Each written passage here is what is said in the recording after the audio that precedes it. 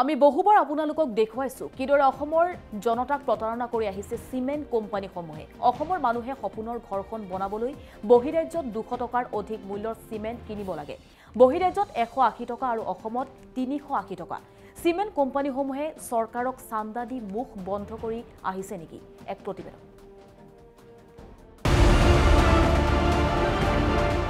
Star সিমেন্টৰ বিৰুদ্ধে ক্ষুণ্ণ হৈ পৰিছে বিধায়ক অখিল গগৈ। মন গলে দাম বঢ়াই দিয়ে ষ্টাৰ সিমেন্টে। সিমেন্টৰ দাম এতিয়া অসমতে সৰ্বাধিক। যেতিয়াই মন যায় তেতিয়াই দাম বাঢ়িয়ে থাকে অসমত সিমেন্টৰ। ষ্টাৰ সিমেন্টৰ পৰা চান্দা লৈ মনে মনে থাকে হেনো চৰকাৰখন। সিমেন্টৰ দাম বঢ়াবলৈ লাইসেন্স দিছে ষ্টাৰ সিমেন্টক। এই মহা অভিযোগ অখিল গগৈ। বিজেপিয়ে কৰ্পৰেটক একদম ফ্ৰী হেণ্ড এৰি দিছে। মুকলি ময়দানত তেওঁলোকক খেলিবৰ কাৰণে এৰি দিছে। যাৰ ফলস্বৰূপে কি হৈছে যে এতিয়া কৰ্পৰেটে কাৰো কথা নুশুনাকে, যেনেকৈ ধৰক আজি ষ্টাৰ চিমেণ্টে মন গ'লে এতিয়া বস্তুৰ দাম বঢ়াই দিয়ে। কাৰণ ষ্টাৰ চিমেণ্টৰ পৰা সাংঘাতিক ধৰণৰ চান্দা লয় আৰু ষ্টাৰ চিমেণ্টক চান্দা লোৱাৰ পাছত বস্তুৰ দাম বঢ়াবৰ কাৰণে তেওঁলোকে লাইসেন্স দি থৈ দিছে। সেই লাইসেন্স দি থোৱাৰ ফলস্বৰূপে আমি দেখিবলৈ পাইছোঁ যে আজিৰ দিনটোত বিজেপি চৰকাৰে বস্তুৰ মূল্য বৃদ্ধি নিয়ন্ত্ৰণ কৰাৰ ক্ষেত্ৰত কোনো ধৰণৰ ভূমিকা গ্ৰহণ কৰিবৰ কাৰণে তেওঁলোক সক্ষম হোৱা নাই। অসমত যি ধৰণে চিমেণ্টৰ দাম বাঢ়ে আৰু কোনো ৰাজ্যতে নাবাঢ়ে।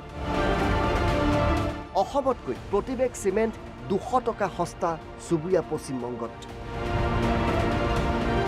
অসমৰ পৰা ৰাজ সাহায্য লৈ অসমতে ফেক্টৰী বহুৱাই আৰু অসমীয়াকে বহু বেছি দামত চিমেণ্ট বিক্ৰী কৰি আহিছে চিমেণ্ট কোম্পানীসমূহে।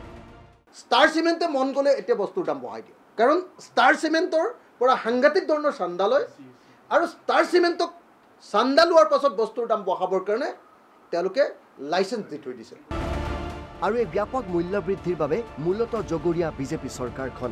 এই অভিযোগ অখিল গগৈ। মূল্য বৃদ্ধি ৰোধ কৰাৰ ক্ষেত্ৰত তেওঁলোক সক্ষম হোৱা নাই। সেইকাৰণে মূল্য বৃদ্ধিৰ কাৰণে মূলতঃ জগৰীয়া বিজেপি চৰকাৰ। বিজেপি চৰকাৰৰ 3টা কাম। এটা হ'ল চান্দা দুষ্কৃতি, দ্বিতীয়টো হ'ল সিন্ডিকেট ৰাজ আৰু তৃতীয়টো হ'ল কোম্পানীক লাইসেন্স দি দিয়াৰ কোম্পানীৰ ওপৰত নিয়ন্ত্ৰণহীনতা। সেইকাৰণে অতি সোনকালে অসম চৰকাৰ আৰু ভাৰত চৰকাৰক আৰু মূল্য বৃদ্ধি ৰোধ কৰাৰ ব্যৱস্থা গ্ৰহণ কৰিবৰ কাৰণে আমি দাবী উত্থাপন কৰিছোঁ। বিজেপিয়ে কৰ্পৰেটক একদম ফ্ৰী হেণ্ড এৰি দিছে। মুকলি ময়দানত তেওঁলোকক খেলিবৰ কাৰণে এৰি দিছে। যাৰ ফলস্বৰূপে কি হৈছে যে এতিয়া কৰ্পৰেটে কাৰো কথা নুশুনাকে, যেনেকৈ ধৰক আজি ষ্টাৰ চিমেণ্টে মন গ'লে এতিয়া বস্তুৰ দাম বঢ়াই দিয়ে। কাৰণ ষ্টাৰ চিমেণ্টৰ পৰা সাংঘাতিক ধৰণৰ চান্দা লয় আৰু ষ্টাৰ চিমেণ্টক চান্দা লোৱাৰ পাছত বস্তুৰ দাম বঢ়াবৰ কাৰণে তেওঁলোকে লাইসেন্স দি থৈ দিছে। সেই লাইসেন্স দি থোৱাৰ ফলস্বৰূপে আমি দেখিবলৈ পাইছোঁ যে আজিৰ দিনটোত বিজেপি চৰকাৰে বস্তুৰ মূল্য বৃদ্ধি নিয়ন্ত্ৰণ কৰাৰ ক্ষেত্ৰত কোনো ধৰণৰ ভূমিকা গ্ৰহণ কৰিবৰ কাৰণে তেওঁলোক সক্ষম হোৱা নাই।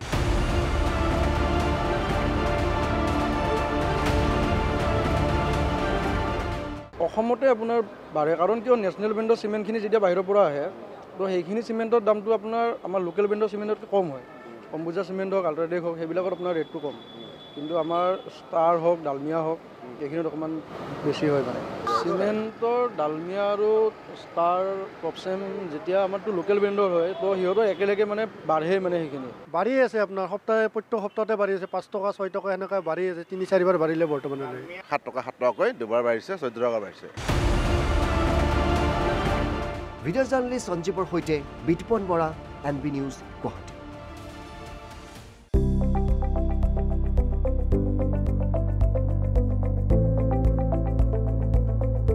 NB নিউজ, সহজ সৰল ভাষাত নৱভাৰতৰ কথা।